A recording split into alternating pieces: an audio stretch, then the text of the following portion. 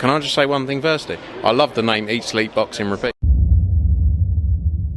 Welcome back to ESBR Boxing's YouTube channel. Delighted as always to be joined by special guest Punch Out Boxing's Ra Hokum.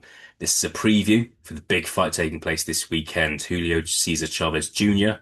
against Jake Paul. Whether you like it or not, people are talking about it and a lot of people are going to tune in.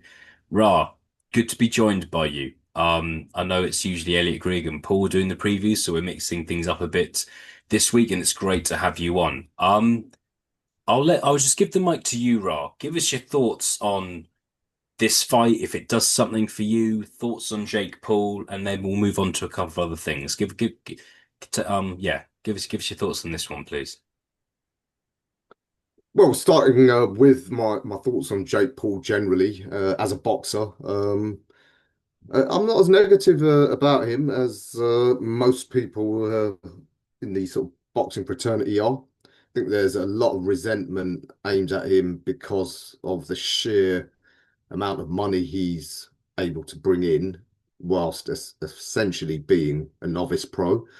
Um, I don't think his career has been moved particularly outrageously. I don't think he's the fraud that he's often, accused of being, in the sense that as a prospect with limited abilities and experience, have his opponents really been that bad? We consider what 12 fights in. Yes, the first half a dozen or so have been MMA fighters. So essentially novices. Of those 12 fights, he's also fought three actual pros. So if you were to look at another prospect who didn't have much of an amateur career, but had, say, a lot of backing, would those sort of opponents really be that bad? Um, I don't think so. I think it's the hate is aimed more at the amount of money those fights have generated for the level that they are. Uh, I'll tell you what, this might sound outrageous, but some of the best fighters, in fact, some of the greatest fighters in history, I would venture that their first dozen fights were inferior to some of Jake Paul's opponents. I'm thinking guys like Julio Cesar Chavez, Carlos Monzon. When they started out in those sort of rural, dusty towns in Mexico and Argentina, there's no controls whatsoever as to the sort of opponents you're getting. Those sort of pro shows, the promoter literally puts a banner up in the local bar, try a hand at pro boxing, 100 pesos per round or whatever, and you'll get people coming in off the street. So in that sense, I don't think his opponents are that bad. So yeah, that's where I am with Jake Paul. I think the resentment's aimed more at his enormous earning abilities. But hey, good luck to him. He marketed himself in a certain way, and that's where he's getting his earnings from. Yeah, and look, people have strong opinions about Jake Paul, but I think one thing about him is it's difficult to get away from him, and he's not going to go away. Hmm. I need to accept that he's in the sport. I think it's admirable what he's doing with MVP, giving a lot of female fighters opportunities. He's brought a lot of money into this. He's brought a lot of money into the sport. But at the same time, yeah, he's maybe kind of fighting opponents from different sports. You can maybe criticize that, but at the same time, you need to kind of appreciate his background. His background isn't boxing, so he's not just going to kind of keep on fighting boxers. And one thing I like about Jake Paul, from a kind of like maybe a silly perspective, is you don't know who he's going to fight next. Could it be Canelo? Could it be kind of Vander Holyfield? Could it be like a UFC fighter? Could it be someone from a different sport, like Andrew Tate? Like you don't know. It really could be anyone. So I enjoy that kind of I enjoy that excitement around it. Um, we'll do what do you think's actually going to happen here, Rob? Because interestingly, Jake Paul's a strong favorite here, which surprises me. But what do you actually think's going to happen? Uh, I think he will beat Chavez Jr. Uh, again. I think he's no fool. I think he knows a lot more about boxing and matchmaking than we probably give him credit, or at least the people around him do. I don't buy into ideas that, on the sly he's had fights fixed or scripted or whatever. But I'm sure that the contract is such that the, the conditions are very favorable for him. So yeah, he's got a fighter in Chavez that I'm sure he's got it on reliable sources that Chavez hasn't been sort of keeping him in sort of fight condition for years or whatever. Um, and yeah, stipulations around maybe the weight making, the drug testing, all of that, it'll be such that it's tilted heavily in his favor to win. Because what Chavez Junior's what 39 now, got almighty miles on his clock. But I'll tell you what, again, I don't hate the fight because I would argue that in terms of the gap between them, I would say it's not as bad as, say, something like Moses Itoma against Dillian White. I would say that this is a more reasonable matchup than that in real terms. Maybe on paper that's something different, but in real terms, I'd say this is probably a more reasonable matchup, given how much I expect Chavez Jr. to be diminished physically at this point.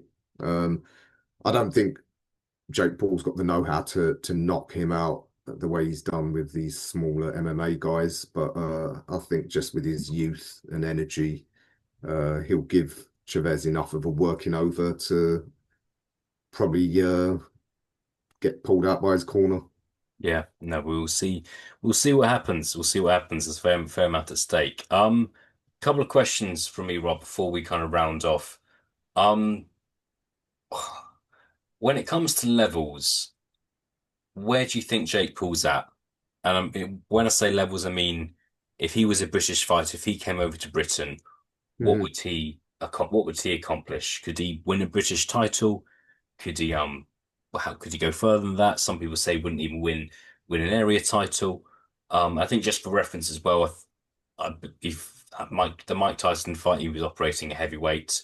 I'm not, yeah, I think if you just consider him to be a heavyweight now, what could he actually achieve if he went down the route of I'm just going to be fighting active professional boxers and he somehow becomes British? How far do you think he could go?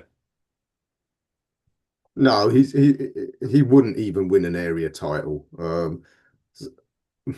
I mean, the thing is, you got to remember at heavyweight or cruiserweight, which is the real sort of weight class that he could operate, it's pretty good in Britain. So the Southern Area champ, for example, is John Hedges, who is really good.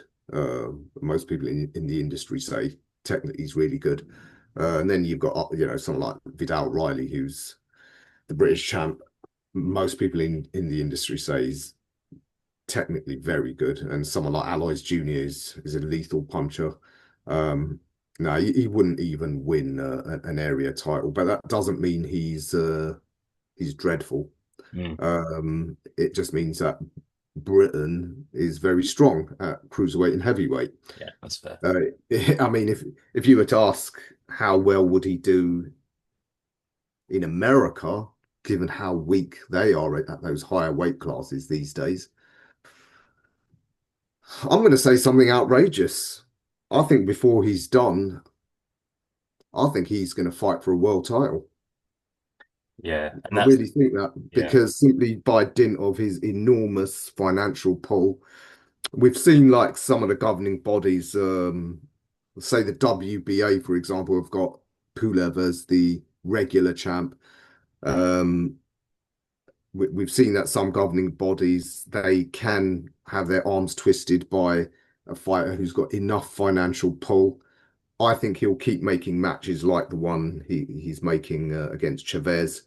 He'll stay in and around the rankings until the coast is clear from people like Opataya, Ramirez, any of the top cruiserweights at the moment. When the coast is clear and they've moved up to heavyweight or whatever, or some belts become vacant, I think he will maneuver himself into a position to get one of these sort of vacant or regular secondary belts against a name, but a very washed up name. Yeah. Got to remember, he's only 28, so he has got time on his side. He can wait around for, maybe up to 7 years until the environment's favourable enough. And I think there will be a governing body that will indulge him. So yeah, that's how I do see his career ending with him having fought for a world title. And yeah, you've got to wonder if something's maybe in the works so that when kind of Optile does move up to heavyweight, um, things are there, kind of ready to pounce. That wouldn't surprise me if things were things are in the works. Final question for me to you, Ra. Where's your head at on the Canelo fight? Because it sounded like that fight was close, was a possibility, and then all of a sudden the Canelo Alvarez Terence Crawford fight got announced. But where's your head on that in terms of how likely it is that we see that fight? Canelo, obviously, massive payday in September.